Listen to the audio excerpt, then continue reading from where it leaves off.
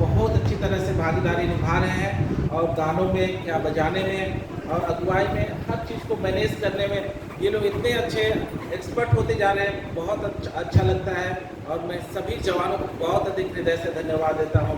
और वैसे ही छोटे बच्चे कई दिनों से प्रैक्टिस कर रहे थे कि हम कुछ नाटक दिखाएं या कुछ स्किट दिखाएं जो आज के स्टाइल में लोगों के अंदर मैसेज जाए। और उनके मैसेज को यदि किसी ने गौर किया तो सचमुच उनके स्किट में एक मैसेज था जो था कि कौन हमें परमेश्वर के प्रेम से अलग कर सकता है। और उस डब्बे में किसी ने कुछ चीज़ देखा, वो डब्बा शायद गायब भी हो गया। उस डब्बे में कुछ भी नहीं था। इसका मतलब उनका कहना था कि मसीह का प्रेम जो स्वर्गीय प्रेम है, हमें उस प्रेम को कोई संसार की चीज़ें अलग नहीं कर सकती है, उससे हमें कोई छुड़ा नहीं सकता। हालेलुया। क्योंकि हर एक स्टेप में हमने देखा कि एक और संसार प्रभावित करता है कि आप ऐसा करो वैसा करो, लेकिन दूसरी ओर फिर से परमेश्वर का वचन आता है, नहीं ऐसा मत करो क्योंकि ऐसा करना अच्छा नहीं।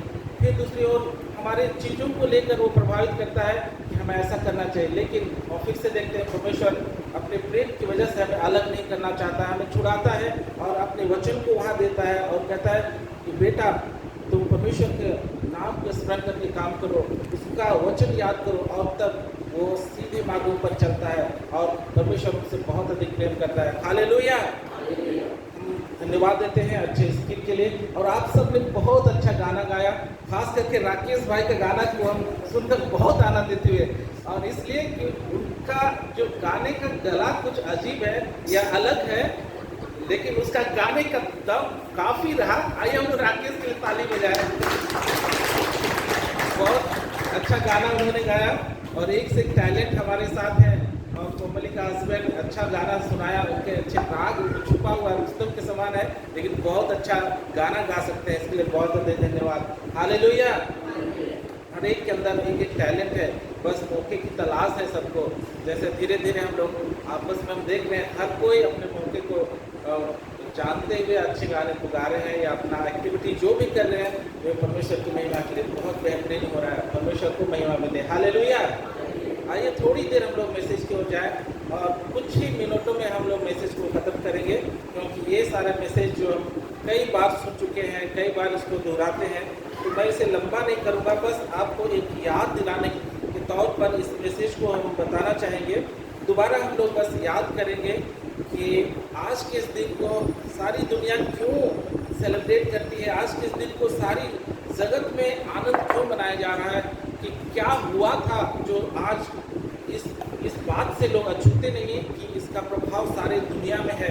उस समय जब यीशु मसीह जिंदा हुआ, उस जी उठने को आज पूरा संसार बनाता है और खास करके मसीही समुदाय के लोग आज सबसे बड़े त्यौहार के रूप में अपने जीवन में, अपने घरों में, अपने समाज में मनाते हैं, क्योंकि यीशु मसीह उस दिन जिस दिन वो मारा गया था, लोग दुखी थे, कई लोग शोकित हो गए, और लेकिन मरे हुए के तीसरे दिन यीशु मसीह जैसे जी उठा, वो सारा शोक बदल गया।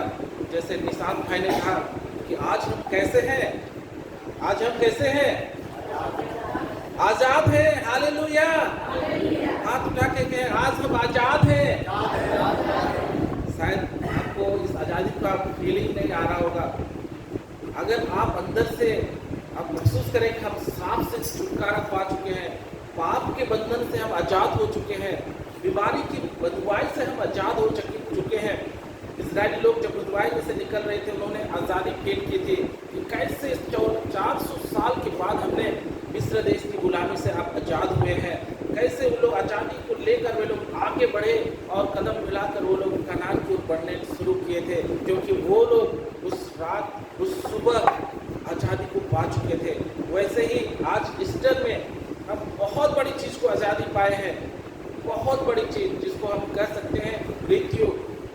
संसार में मृत्यु डरा करके, धमका करके, दबा करके हमारे जीवन में राज करता था, लेकिन यीशु मसीह जैसे मरे हुए में से जी उठा, हम उस मृत्यु को कुचल डाले हैं, उसके ऊपर विजय पा चुके हैं। और आज जब भी हम यीशु मसीह पर विश्वास करते हैं, जब यीशु मसीह को हम विश्वास करके मांग लेते हैं कि यीशु मसीह तू मेरे लिए मारा गया, मेरे लिए गाड़ा गया और मरे हुए में से तीसरे दिन जी उठा, तो हम निश्चित रूप से यीशु मसीह कहता है तू कभी ना मरेगा, तू कभी ना मरेगा। यदि मर भी जाओगे तो मैं तुझे क्या करूंगा, जिला उठाऊंगा। Hallelujah, hallelujah.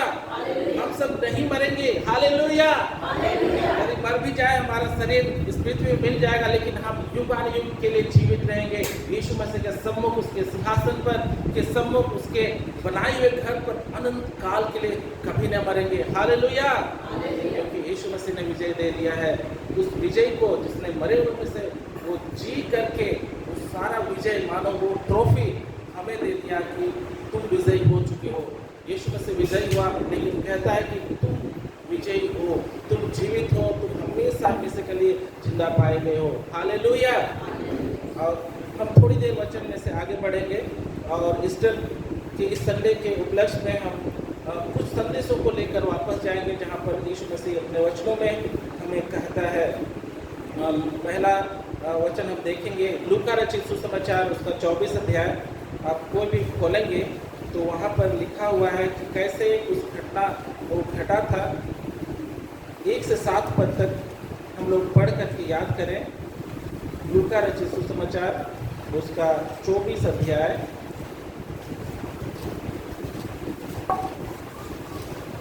और उसका 1 से 7 पद तक यहाँ इस प्रकार लिखा है। परंतु सप्ताह के पहले दिन बड़े भोर को वे उस सुगंधित वस्तुओं को जो उन्होंने तैयार की थी लेकर कब्र पर आई। उन्होंने पत्र को कब्र से लुढ़का हुआ पाया और भीतर जाकर प्रभु यीशु मसीह का शव को ना पाया। जब वे इस बात से भौचकित हो रही थी तो देखो 2 स्वर्गदूत झलकते वस्त्र पहने हुए उनके पास आ खड़ा हुए। जब वे डर गए और धरती की ओर मुंह झुकाए रही थी, उन्होंने उनसे कहा, तुम जीवितों को मरे हुए में से क्यों ढूंढती हो? वह यहाँ नहीं परंतु जी उठा है। स्मरण करो कि उसने गलील में रहते हुए तुमसे कहा था, अवश्य है कि मनुष्य का पुत्र पापियों के हाथ पकड़वाया जाए और क्रूस पर चढ़ाया जाए और वह तीसरे दिन जी उठेगा। हालेलुया। आज यीशु मसीह जीवित है। सप्ताह के पहले दिन एकदम सुबह अर्ली मॉर्निंग जब यहाँ पर हम देखते हैं कि दौड़े दौड़े मरियम वहाँ पर पहुँचती है, कब्र को कैसे पाती है, कब्र खाली था। यहाँ पर आपको दिखा रहा है स्क्रीन में, शायद आप देखते होंगे। इसको अगर जूम कर सकते हैं तो आगे पीछे हम देख सकते हैं कि आज भी वो कब्र कैसा है, खाली है। एक कब्र जब खाली है तो उससे हमें क्या मालूम होता है कि उस कब्र पर कोई मुर्दा था, कोई मरा हुआ शव था और यीशु मसीह इसी जगह पर उसके शव को रखा गया था, लेकिन आज वो जीवित है। वहाँ उसके कपड़े यूँ पड़े हुए थे और उसका शरीर वहाँ नहीं था। क्यों? यहाँ स्वर्गदूतों ने कहा है कि तुम मरे हुए को जीवितों में से क्यों ढूंढते हो? वो आज कैसा है? जीवित है। हालेलुया। वो जीवित है। जैसा उसने कहा था कि मैं मारा जाऊंगा, गलील में उन्होंने इस बात को कहा था कि मुझे लोग पकड़वाएंगे, मैं पकड़ा जाऊंगा, मैं मारा जाऊंगा और निश्चित रूप से मुझे मार देंगे, लेकिन याद रखना कि मैं तीसरे दिन फिर से जी उठूंगा। और यीशु मसीह मरे हुए में से तीसरे दिन जी उठा है और इसी जी उठने के उपलक्ष्य में सारी मानव जाति ईस्टर को मनाती है। इसी दिन पूरी दुनिया में एक नया मोड़ आ जाता है। इसी दिन जैसा ही उसने मरे हुए में से जी उठा, पूरी मानव जाति में एक नया मोड़ आता है। उसका प्रभाव हम आज भी देखते हैं कि हमारे जो दिन और दिन बढ़ते जाते हैं, हमारे लिए समय और समय बढ़ता जाता है, जिसको हम कैलेंडर से नापते हैं, उसको देखते हैं और हम उसी दिन को हम देखते हैं, हम ईस्वी सन के रूप में मानते हैं और बिफोर क्राइस्ट के रूप में। और जैसा हम यीशु मसीह के पहले के समय को ईसा पूर्व के रूप में हम जानते हैं, लेकिन यीशु मसीह के जी उठने के बाद को क्या कहते हैं? ईस्वी सन। जिस दिन से यीशु मसीह जीवित हो उठा उसी दिन से 1 तारीख गिनती हुआ और अब हम 2022 ईस्वी सन में पाए जाते हैं। हालेलुया। ये कैलेंडर एक प्रूफ है। ये कैलेंडर योग ही नहीं बन गया, यहूदी और बुद्धिमान लोग, यूनान के लोग उस दिन से कैलेंडर शुरू किए और इस कैलेंडर को आज भी हम मानते हैं। और ये बतलाता है कि यीशु मसीह के जी उठने के बाद हमारा दिन आज 2022 ईस्वी सन में हम पहुंच चुके हैं और ये मालूम होता है कि हम आज यीशु मसीह के जिलाए जाने के गवाह हैं। Hallelujah, hallelujah. और मैं बताना चाहता हूँ कि जैसे ही यीशु मसीह जी उठा, सब कुछ को बदल दिया, सब कुछ को बदल दिया। इससे पहले कि हम पाप की व्यवस्था के अधीन पाए जाते थे, व्यवस्था के अधीन रहने के कारण हमारा पाप कभी पूरी रीति से क्षमा नहीं हो पा सकता था। हम गुनाहगार साबित रहते थे। जैसे हमने वचन में बबूदा के साथ पढ़ा, यदि मसीह जी नहीं उठता तो आज भी हम पाप में क्या हुए थे, फंसे हुए हैं या फंसे हुए रहते। और यहूदी और जितने इस्राएली समुदाय के लोग, जो यहूदी लोग हैं, आज भी यदि व्यवस्था के अधीन चलते, जैसा पौलुस प्रेरित ने, और उस पौलुस ने जो मसीह को देखा, जिंदा होने के बाद मसीह को उसने दर्शन में देखा, जो इमाउस के रास्ते पर उसको दर्शन मिला और उसने मालूम किया कि तुम मुझे क्यों सताते हो, और वो जीवित यीशु मसीह उन्हें दर्शन दिया और तब वो मालूम किया कि आज यीशु मसीह जीवित है और उसका जीवन बदल गया।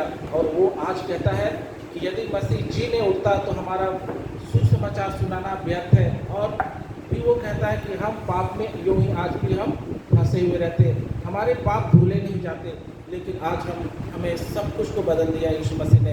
Hallelujah, hallelujah. एक उदाहरण मैं बताना चाहता हूँ, हम लोग आगे बढ़ेंगे तो इस जी उठने से हमें क्या मिला, इस जी उठने से हमें क्या फ़ायदा होता है, उसको हम थोड़ा सा स्टेप बाय स्टेप 2-3 पॉइंट्स को लेकर के हम लोग जानेंगे तो थोड़ा हमारे मनों में और अधिक हम समझ सकते हैं कि अगर जी उठा तो हमें क्या मिला। हालेलुया। तो सबसे पहले हम लोग देखेंगे उसके जी उठने से हमें क्या होता है और परमेश्वर को भी क्या होता है, परमेश्वर किस बात से संतुष्ट होता है। हम लोग 1 कुरिन्थी उससे पहले कि हम आगे जाएं, यूहन्ना की किताब उसका 12 अध्याय उसका 24 पद को हम लोग पढ़ेंगे। यूहन्ना की किताब उसका 12 अध्याय 24, जहाँ पर एक गेहूं के दाने के बाद गेहूं के दाने को लेकर यीशु मसीह कहता है। तो आप कोई भी एक जगह खोल सकते हैं, तो आप खोल कर पढ़ सकते हैं। यूहन्ना की किताब उसका 12 अध्याय उसका 24 पद।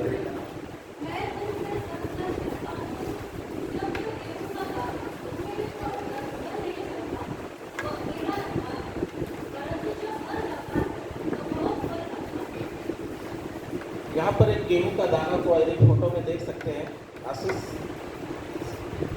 गेहूं का दाना, कितने लोग गेहूं का दाना देखे?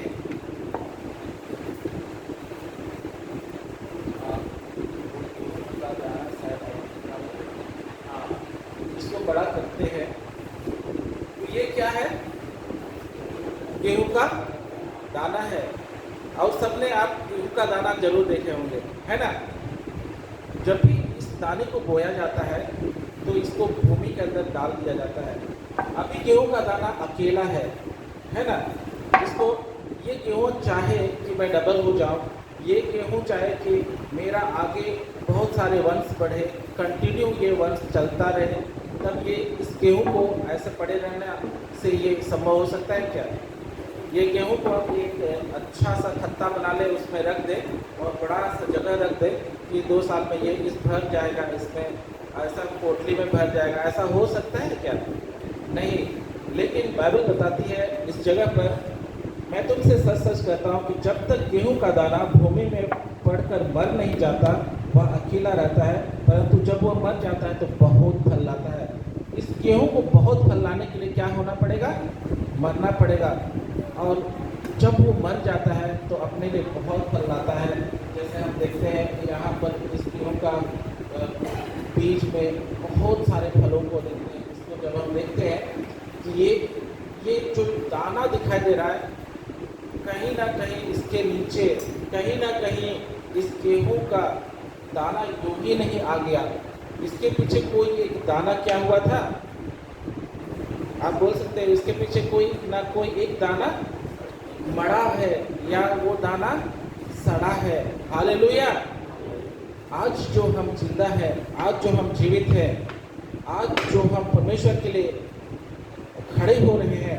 हमारे लिए किसी न किसी ने अपने आप को दिया है, किसी ने अपने आप को भूमि पर दिया और वो मारा गया है। वो कौन है?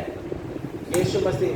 जिस प्रकार से गेहूं का एक दाना मरने के बाद 100 दाना को लेकर आता है, वैसे ही एक पवित्र जन यीशु मसीह हमारे लिए मारा गया और मरने के बाद बहुत सारे यीशु मसीह को उत्पन्न किया, बहुत सारे पवित्र लोगों को उत्पन्न किया, बहुत सारे फलों को परमेश्वर के लिए लाता है।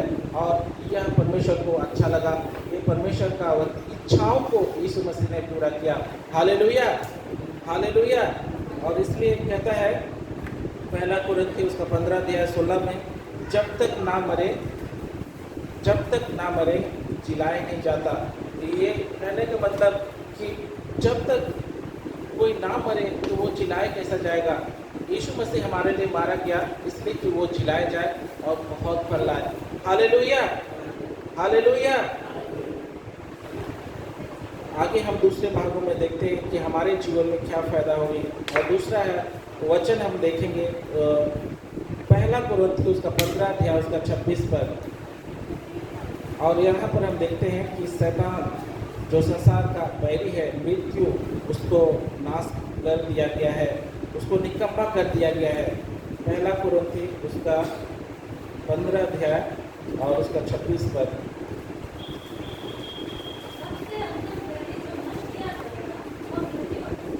हालेलुया। हम लोग का अंतिम बैरी कौन है? सबसे ताकतवर बैरी कौन है जिससे हम डरते हैं? कौन है? मृत्यु है। एक स्वर्गीय स्थानों से जिसे मार के हटा दिया गया वो शैतान है। और वो शैतान इस पृथ्वी पर पटक दिया गया था जिसका नाम था लूसीफर। और इस पृथ्वी में उसका बहुत बड़ा प्रभाव है और उसके प्रभाव से कोई भी अछूता नहीं है, उसके प्रभाव से कोई भी अलग नहीं है। उसके प्रभाव हर एक मानव जाति के ऊपर है और उसी का प्रभाव यीशु मसीह पर भी पड़ा और उसके प्रभाव की वजह से उसको मरना पड़ा और यीशु मसीह को भी मार डाला गया, इसलिए कि इस मृत्यु का शासन इस पूरी पृथ्वी पर है। पूरी पृथ्वी पर वो राज करता है, उसकी प्रभुता मजबूत है और वो किसी को भी सारे लोग के ऊपर वो राज करता है और हमें भी वो प्रभावित करता है। लेकिन वो शैतान का राजदंड जिसका ताकत मृत्यु है उसको तोड़ दिया गया है। हालेलुया। उसकी ताकत को क्या कर दिया गया है? कुचल दिया गया है। उसके प्रभाव को क्या कर दिया गया है? रौंद दिया गया है। यीशु मसीह के नाम में यीशु मसीह ने उस मृत्यु को कुचल दिया है। हालेलुया। उसका प्रभाव अब हमारे जीवन में नहीं हो सकता है। क्यों? क्योंकि यीशु मसीह को उसके प्रभाव में जो कोई भी विश्वास करता है यीशु मसीह पर कि मेरे लिए यीशु मसीह ने मारा गया, तो निश्चय ही जिस तरह वो मारा गया वो मरे हुए से जी उठेगा। हालेलुया। आज जिस प्रकार से यहाँ चित्र में देखते हैं कि यीशु मसीह ने शैतान की हर एक ताकत को कुचल दिया और आज वो अधिकार हमें भी देता है। हम यीशु मसीह में उसकी हर एक ताकत को हम रौंद सकते हैं। रौंदा हुआ है, कुचला हुआ है, उसका प्रभाव हमारे जीवन में नहीं हो सकता है। जिन्होंने यीशु मसीह पर विश्वास किया है, जिन्होंने उसको मान लिया है कि वो मेरे लिए मारा गया, वो मेरे लिए गाड़ा गया, जी उठा, तो निश्चित रूप से हम विजय पाए हुए लोग हैं। Hallelujah, hallelujah. और एक बात को मैं बताना चाहता हूँ, ये तो संसार के प्रभाव पर हमने जय पाई, लेकिन एक और फायदा हमें मिला है, वो है अब्राहम की आशीष हमें मिल जाती है। अब्राहम की आशीष गलातियों की किताब और उसका 3 अध्याय और 13 और 14 में यदि हम पढ़ेंगे तो हमें अब्राहम की आशीष को पाते हुए हम देख पाते हैं। यदि किसी को मिले तो आप पढ़ सकते हैं 13 और 14। यहाँ पर इस प्रकार लिखा है, मसीह ने जो हमारे लिए स्थापित बना, हमें मोल लेकर व्यवस्था के साथ से छुड़ाया, क्योंकि लिखा है जो कोई काठ पर लटकाया जाता है वह स्थापित है। यह इसलिए हुआ कि अब्राहम की आशीष मसीह यीशु में अन्य जातियों तक पहुँचे और हम विश्वास के द्वारा उस आत्मा को प्राप्त करें जिसकी प्रतिज्ञा हुई थी। हालेलुया। यहाँ पर स्पष्ट बताता है कि जो कोई काठ पर लटकाया जाता है वो स्थापित है और यीशु मसीह हमारे लिए स्थापित बना और वह इसलिए हुआ कि हम अब्राहम की आशीष हमें मिले। अब्राहम की आशीष, वो अब्राहम का चुना हुआ वंश जो परमेश्वर के द्वारा आशीषित किया गया था। अब्राहम की आशीष को यदि आप पीछे मुड़ करके हम देखेंगे तो अब्राहम कैसा था। जब अब्राहम को परमेश्वर ने बुलाया, वो निर्वंश था, उसके पास कोई वंश नहीं था। और उसकी पत्नी सारा वो बूढ़ी हो जा रही थी, काफ़ी बूढ़ी हो चुकी थी और वह संतान उत्पन्न करने के लायक नहीं थे। लेकिन परमेश्वर ने उन्हें आशीष दी थी, तुम्हारे वंश बालू के कीमतों के समान होंगे, तुम्हारे वंश आसमान के तारों के समान होंगे। और परमेश्वर ने उन्हें आशीष दी और उसके वंश को बढ़ाया और उसके वंश पर परमेश्वर की आशीष थी। परमेश्वर ने वादा किया था कि मैं तुझे कभी ना छोड़ूंगा और न कभी ना त्यागूंगा, क्योंकि परमेश्वर जिस परीक्षाओं को अब्राहम को दिया था उस पर भी वो खरा उतरा था। और इस प्रकार से अब्राहम को परमेश्वर ने एक दोस्त के रूप में मान लिया था और हर एक बातों को उसको बताता था। और सबसे बड़ी बात उसने ये बताई थी कि हे अब्राहम, तूने मेरी इच्छाओं को पूरा किया है या मेरे विश्वास पर खरा उतरा है, मैं तुझे कनान देश ले आऊँगा, मैं तुझे वापस ले आऊँगा, तेरे लोग भटकेंगे नहीं, तेरे लोग भूखे नहीं रहेंगे, मैं तुझे तुम्हारे वंश को उस दूध और मधु की धाराएं जहाँ बहती है वहाँ फिर से ले आऊँगा। और उसने अपने वचन के अनुसार सब कुछ पूरा किया। हालेलुया। उसके वंश बढ़ते गए और कई वर्षों के पीढ़ियों के बाद एक बार उन्होंने मिस्र देश में गुलामी हो गए थे, वो लोग गुलाम हो गए थे, तो भी परमेश्वर उन्हें नहीं छोड़ा। कई बार वो लोग उसकी प्रतिज्ञाओं को भूल जाते थे जिसकी वजह से उन्हें तकलीफ होने लगती थी, लेकिन जैसे ही वे याद करते थे परमेश्वर फिर से उस वाचा को जो अब्राहम के साथ बांधे थे उसको याद करता था कि अब्राहम के साथ मैंने ये वाचा बांधी कि मैं तुझे कभी ना छोड़ूंगा, ना कभी त्यागूंगा, तेरे लोग जब भी मुझे पुकारे मैं सुनूंगा। इस बात को लेकर के अब्राहम की उस बात को उन्हें फिर से याद होती थी कि किस प्रकार अब्राहम के साथ हमने उस जगह पर लहू बहाया था और उस जगह पर हमने वाचा बांधी थी। फिर वो याद करके उन्हें वापस छुड़ा ले आता है। वैसे ही अब्राहम की आशीष आज किस प्रकार हमें प्राप्त होगी, वो यीशु मसीह के मारे जाने के द्वारा। हालेलुया। यीशु मसीह के ऊपर विश्वास करने के द्वारा। यहाँ लिखता है कि यीशु मसीह जो श्रापित बना वो इसलिए हुआ कि हम अब्राहम की आशीष पा सके। कैसी आशीष हम अब्राहम की आशीष को पा सकते। आज जिस प्रकार से इस संसार की बंधुआई में हम जो थे, इस संसार में पाप का बंधन जो हमारे चारों ओर जकड़ा हुआ था, सांप का बंधन था, बीमारी का बंधन था, उन सब से हम जूझ रहे थे। हमने पुकारा कि परमेश्वर हमें मृत्यु से बचा ले, हमने पुकारा कि हमें पाप से छुड़ा ले। परमेश्वर ने स्मरण किया कि उस यीशु मसीह पर तो उसने मेरे लिए लहू बहाया है, बलिदान हुआ, वो फिर से हमें वापस बुला लेता है और जब भी हम पुकारते हैं वो हमें छुड़ा लेता है। Hallelujah, hallelujah.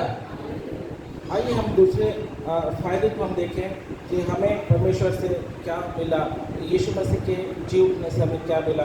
रोमियो की किताब उसका 5 अध्याय और 11 पद में लिखा हुआ है कि परमेश्वर से हमारा मेल मिलाप हो गया, परमेश्वर से हमारा मेल मिलाप हो गया। हम सब अलग हो चुके थे, हम सब बिछुड़ गए थे, परमेश्वर और हमारा संबंध दूर हो गया था। हम कभी भी और कभी नहीं हम परमेश्वर से बातें कर सकते थे और कभी भी हम उससे सीधे उसके सम्मुख नहीं जा सकते थे। हमारा परमेश्वर से रिश्ता टूट गया था। लेकिन परमेश्वर की इच्छा ये नहीं थी कि हम हमेशा के लिए अलग रहें। परमेश्वर की ये इच्छा नहीं थी कि हम अलग होकर यूँ ही नाश हो जाए, परंतु परमेश्वर चाहता था कि हम फिर से वापस उसके समीप आ जाए, उसके साथ मेल मिलाप कर ले, उसके साथ संबंध फिर से हमारा बन जाए। तो इसलिए इस वचन में लिखा है रोमियो 5 का 11 पद में,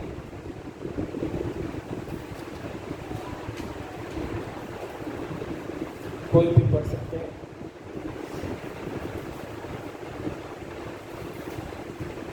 केवल यही नहीं परंतु हम अपने प्रभु यीशु मसीह के द्वारा जिसके द्वारा हमारा मेल हुआ है परमेश्वर में आनंदित होते हैं। हालेलुया। हमारा मेल मिलाप हो चुका है। और भी स्पष्ट जानना चाहें तो दूसरा कुरिन्थियों 5 का 18 में ये लिखता है कि ये सब बातें परमेश्वर की ओर से है जिसने मसीह के द्वारा अपने साथ हमारा मेल मिलाप कर लिया और मेल मिलाप की सेवा हमें सौंप दी है। हालेलुया। हमारा और परमेश्वर के बीच एक मेल मिलाप करने वाला यीशु मसीह है, वो महायाजक है जो हमारे लिए रास्ता बनाता है। और इसलिए वो कहता है मार्ग सत्य जीवन मैं हूँ। यीशु मसीह के द्वारा हमारा परमेश्वर के साथ दोबारा मेल मिलाप हो गया। Hallelujah, hallelujah. और हम अलग और एक फायदे को हम देखेंगे। दूसरा कोरिन्थी उसका 5 का 17 पद में एक नई सृष्टि की स्थापना हुई, नई मानवता का गठन हुआ। हम उसको पढ़ के देख सकते हैं। यहाँ पर 17 पद में लिखता है, यदि कोई मसीह में है वह नई सृष्टि है, पुरानी बातें बीत गई, देखो सब बातें नई हो गई। हालेलुया। यहाँ पर और भी ध्यान से पढ़ेंगे तो ये समझ में आएगा। इसलिए यदि कोई मसीह में है वह नई सृष्टि है। हालेलुया।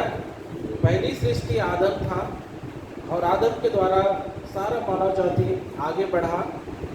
वो आदम एक मनुष्य के समान था जो मिट्टी से रचा गया था। वो एक हम मनुष्य हैं तो मनुष्य की बातों को हम करें कि मनुष्य को परमेश्वर ने मिट्टी से बनाया था और वो एक मानव जाति की सृष्टि हुई थी, एक नई सृष्टि थी। और ये हम जानते हैं कि पाप के प्रभाव में सारी मानव जाति पापी ठहरा और वो पाप से छुटकारा नहीं ले सकता था। लेकिन दूसरी जाति जो पैदा किया यीशु मसीह ने, वो एक नई सृष्टि है। और उसी बात को कहता है कि यदि कोई मसीह में है वह एक नई सृष्टि है।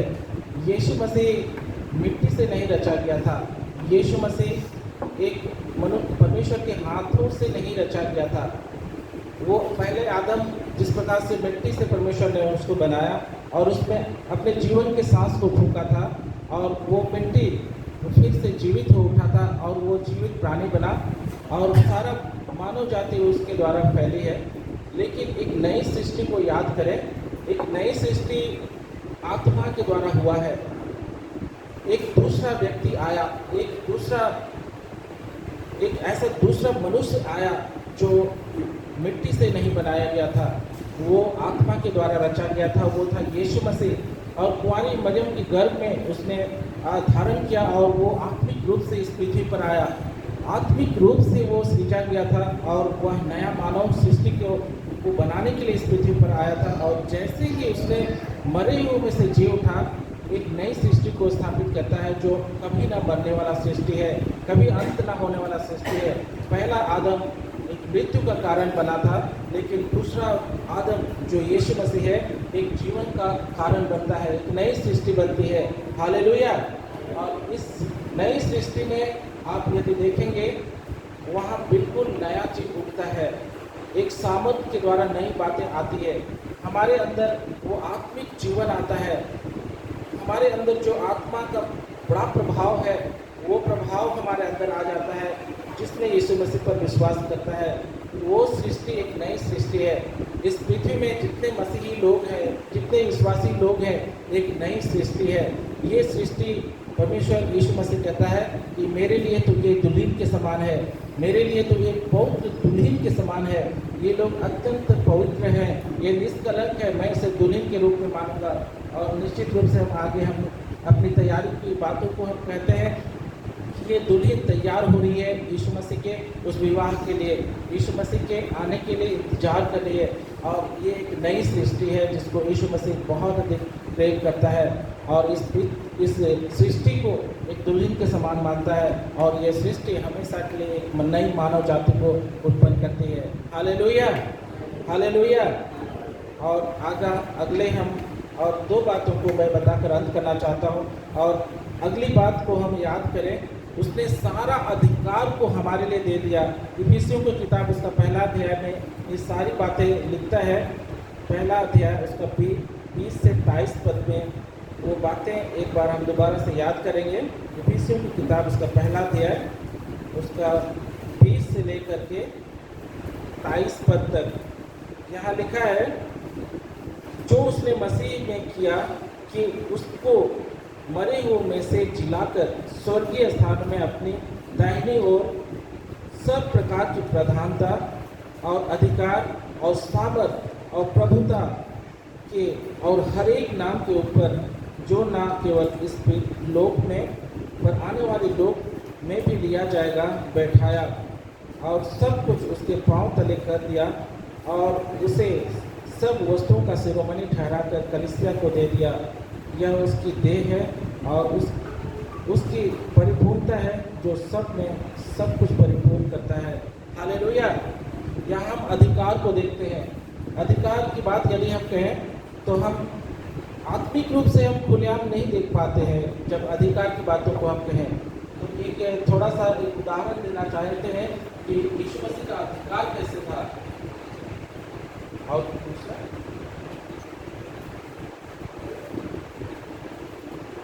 जब हम इस बात को याद करते हैं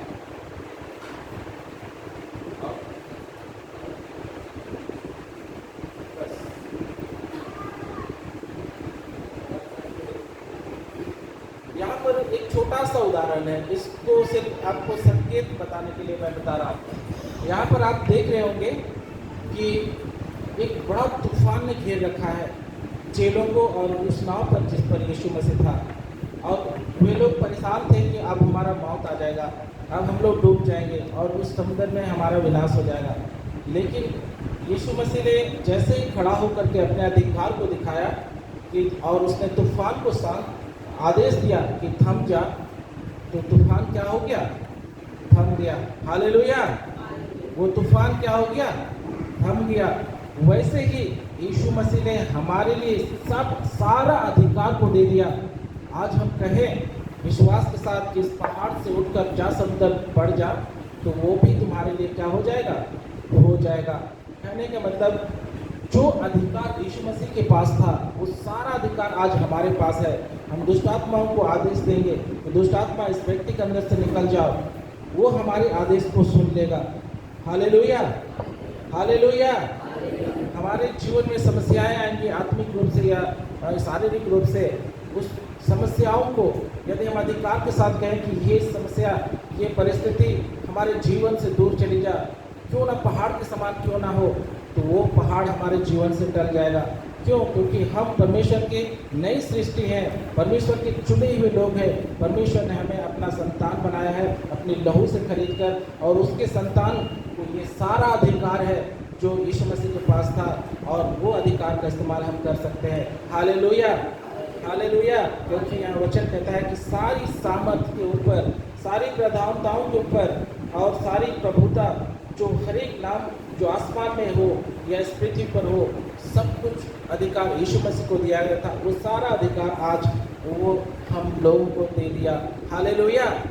और वह इसलिए हुआ कि वो मरे हुए में से जिलाया गया। हालेलुया। और एक बातों को बताकर मैं याद करना चाहता हूँ, वो हमारे लिए नई वाचा का एक मध्यस्थ बन जाता है। और पहला कुरिन्थी उसका 11 अध्याय उसका 25 पद में, या और एक जगह है इब्रानी 8 अध्याय उसका 6 और 13 पद में यहाँ पर लिखा है। किसी को मिले पहला कुरिन्थी 5 का, पहला कुरिन्थी 11 का 25 तो आप पढ़ लेंगे, और किसी को मिले इब्रानी 8 का 6 पद, इब्रानी 8 का 6 से 13 पद।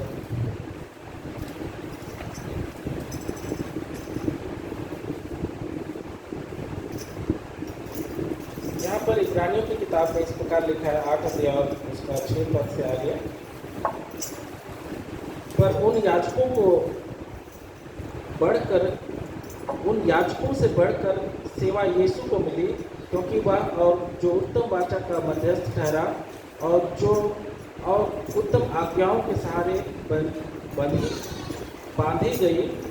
क्योंकि यदि वह पहली वाचा निश्चित होती तो दूसरी के लिए अवसर ना ढूंढा जाता, पर वह उन पर दोष लगाकर कहता है, प्रभु कहता है, देखो वे दिन आते हैं कि मैं इस्राएलियों के घराने के साथ और यहूदा के घराने के साथ नई वाचा बांधूंगा। यह उस वाचा के समान ना होगी जो मैंने उनके बाप दादों के साथ उस समय बांधी थी, जब मैं उनका हाथ पकड़कर उन्हें मिस्र देश से निकाल लाया, क्योंकि वे मेरी वाचा पर स्थिर ना रहे, इसलिए मैंने उनकी सुधि ली ना ली। प्रभु यही कहता है। फिर प्रभु कहता है कि जो वाचा मैं उन दिनों के बाद इसराइलों के घराने के साथ बांधूंगा वह यह है कि मैं अपनी व्यवस्था को उनके मनों में डालूंगा और उसे उनके हृदय में लिखूंगा, और मैं उनका परमेश्वर होऊंगा और वे मेरे लोग होंगे। और हर एक अपने अपने देश वालों को और अपने भाई को यह शिक्षा ना देगा कि तू प्रभु को पहचान, क्योंकि छोटे से बड़े तक सब मुझे जान लेंगे, क्योंकि मैं उनको उनके धर्म के विषय में दयावंत होऊंगा और उनके पापों को फिर स्मरण ना करूँगा। हालेलुया। यहाँ पर वाचा का एक साधारण सा शब्दों में कहे तो परमेश्वर और मनुष्य के बीच में जो प्रतिज्ञा बांधी जानी थी या प्रतिज्ञा परमेश्वर ने की है वो यीशु मसीह में करता है। जो यहाँ पर क्रूसीफाई का यीशु जो किस प्रकार से क्रूस पर चढ़ाया गया वो एक वाचा का प्रतीक है। वाचा जब भी पुराने नियम में बांधे जाते थे, एक पशु मारा जाता था, एक जानवर वध किया जाता था और उस लहू से वाचा मजबूत होती थी। और इससे यीशु मसीह या परमेश्वर इस बात को देखता था कि इसके बदले में लहू बहाया गया है, इसके बदले में खून बहाया गया है जो मजबूत करता है।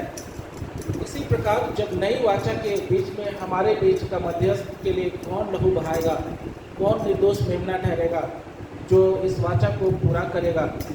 और कोई नहीं था, कोई ना जानवर था और ना कोई पशु या पक्षी, परंतु यीशु मसीह एक ऐसा वाचा का मध्यस्थ था जो हमारे लिए लहू बहाया। हालेलुया। पुराने समय में वाचा बांधते समय लहू बहाए जाते थे, किसी भी हालत से लहू बहाना जरूरी होता था। वैसे ही इस वाचा को पूरा करने के लिए यीशु मसीह हमारे लिए क्रूस पर लहू बहाया। और जिस प्रकार से यीशु मसीह क्रूस पर लहू बहाया, मानो वहाँ मनुष्य के बीच से और परमेश्वर के बीच में वो वाचा को बांध रहा है, एक नई वाचा स्थापित कर रहा है जो मसीह यीशु में हो रहा था। और हम आज जब प्रभु भोज लेते हैं एक नई वाचा के सहभागी हो जाते हैं, नई वाचा के वारिस ठहरते हैं और परमेश्वर और मनुष्य के बीच एक नई संबंध, नई एक ताकत फिर से आ जाती है। जिस प्रकार से अब्राहम और परमेश्वर के साथ वाचा में एक बड़ा संबंध होता था कि जब भी परमेश्वर से अब्राहम पुकारता था, परमेश्वर दौड़े आता था, उनकी सुनता था और उसको छुड़ाता था, उनकी सहायता करता था। वैसे ही आज यीशु मसीह में एक नई वाचा की भागीदारी हम लोग हो जाते हैं। जब भी हम पुकारेंगे परमेश्वर को यीशु मसीह के नाम से, वो स्मरण करेगा और हमें जो भी प्रतिज्ञाएँ की है परमेश्वर ने, जो भी आशीषें दी है इस पूरी बाइबल में, एक नई संदेश को जो हमारे लिए दी है वो अवश्य पूरा करेगा। और वो कहता है कि मैं तुझे क्षमा करूँगा, मैं तुझे छुड़ाऊँगा, मैं तुझे कनान देश में ले चलूँगा और मैं तुझे वापस अपनी जगह रखूँगा। ये परमेश्वर की बड़ी प्रतिज्ञा है। Hallelujah, hallelujah. जिस प्रकार से इस्राएलियों को कनान की ओर ले आया, वैसे ही हम सारे मानव जाति को उस कनान में ले जाएगा जो युगानुयुग उसके समीप रहता है। उस स्वर्ग की ओर ले जाएगा हम सबको, जहाँ वो खुद रहता है, जहाँ हम उसके सम्मुख रहेंगे और उसकी महिमा करेंगे। ये एक नई वाचा की प्रतिज्ञा है। इस संसार में हम जिस दिन प्रभु भोज करते हैं वो एक छाया मात्र है। वो असली जो वास्तविक रूप से हम प्रभु भोज में शामिल होंगे, स्वर्गीय स्थानों में शामिल होंगे और वहाँ हमारे लिए प्रभु मेज़ तैयार रखा है और हमेशा हमेशा के लिए हम उसके सम्मुख रहेंगे। एक नई वाचा की ये प्रतिज्ञा है और हमें परमेश्वर ने यह प्रतिज्ञा दी है। Hallelujah, hallelujah. परमेश्वर आज जिस प्रकार से यीशु मसीह मरे हुए में से जी उठा, हमारे लिए सब कुछ को बदल दिया, हमारे लिए नई प्रतिज्ञाओं को लेकर आया, वो हम आज उसके भागी हैं। निश्चित रूप से वो हमारे लिए मारा गया ताकि हम बहुत बड़ी मात्रा में यीशु मसीह उत्पन्न हो और बहुत बड़ी मात्रा में हम स्वर्गीय स्थानों में हम प्रवेश कर सकें। हमारा अंतिम बैरी था जो शैतान, उसे कुचल दिया गया है, उसे नष्ट कर दिया गया है, उसका प्रभाव हमारे जीवन पर से हटा दिया गया है। अन्यथा हम प्रभाव में बंधे हुए रहते, हम पाप में फंसे हुए रहते, लेकिन उसका प्रभाव हमारे जीवन से दूर हो गया है। हम आज़ाद हैं, हम स्वतंत्र हैं, क्योंकि यीशु मसीह हमारे लिए सब कुछ को सह लिया, पूरा कर लिया। हालेलुया। हमारा जो अलगाव था, हमारा जो विछुड़न था, हम अलग हो गए थे, आप दोबारा से हमारा यीशु मसीह में मेल मिलाप हो गया है। जिस प्रकार से उड़ाव पुत्र का बेटा वो दूर चला गया था, अलग हो गया था। कई वर्षों तक इंतज़ार करता रहा कि कब मेरा बेटा वापस आएगा। परमेश्वर पिता भी लाखों साल तक इंतज़ार करता था कि कब ये बातें पूरी होगी कि मेरे बच्चे फिर से वापस मेरे स्वर्गीय स्थानों पर आएंगे, कि कब वो घटना पूरी होगी कि सारे बच्चे जो आज अलग हो गए हैं मैं उनसे मिल नहीं सकता था, लेकिन मुझे इंतज़ार है कि एक दिन अवश्य होगा कि मेरे बच्चे, मेरे संतान फिर से वापस आएंगे।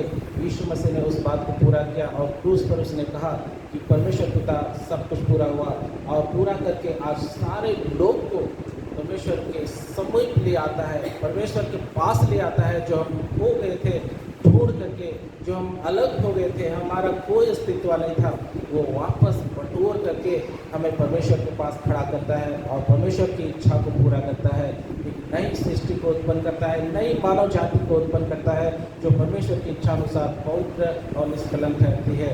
Hallelujah, hallelujah.